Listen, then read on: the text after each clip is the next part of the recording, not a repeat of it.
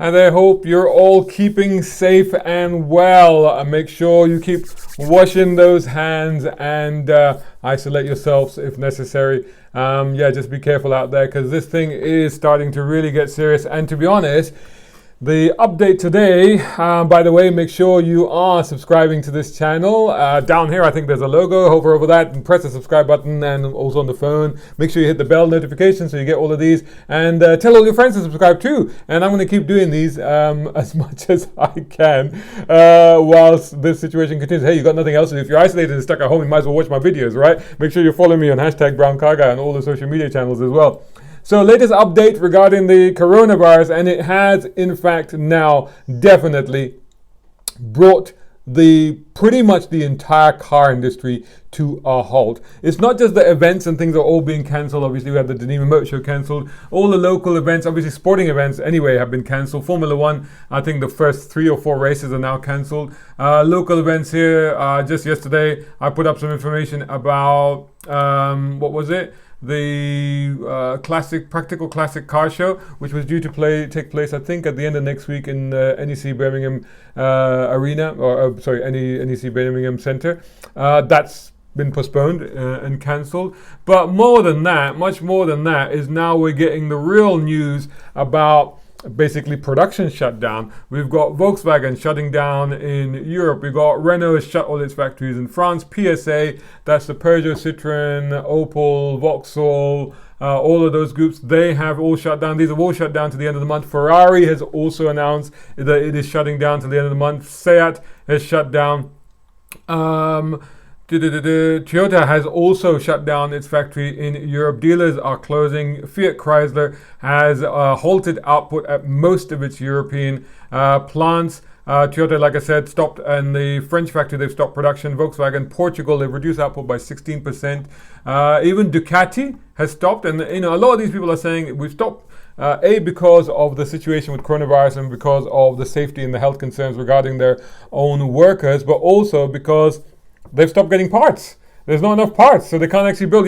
With a car production line, it's not like you can with the way these things work, and because it's just-in-time production processes, as the cars are made, the parts are put on the car as they go down the production line. Now, if one single part is not available during that process, it's not like you say, oh, you know what, let's put the car together, and when that stock comes in, we'll put them on the car. You can't. The production line literally stops. That's it. None of the cars can proceed any further, even if that one nugget or whatever that is not available. Then that's the end of that. So it's inevitable then that if they can't get all of the parts to build the cars, then that's what's happening. Other things that are happening is that, for example, Ford, Jaguar, Land Rover have been asked to make ventilators. So this was an announcement by the government here yesterday, where they were asking production companies to see if they could switch over to help making things like ventilators. We are going, the term war footing has often been mentioned, and it does, this is like in the war, car manufacturers were told to make, armored vehicles, tanks, airplanes, all of that sort of stuff. And, we seem to be sort of going down that route again. What else has been going on in America? The companies such as Ford and I think Hyundai as well, they are actually offering payment holidays on their finance schemes, which is nice actually. That's a good idea.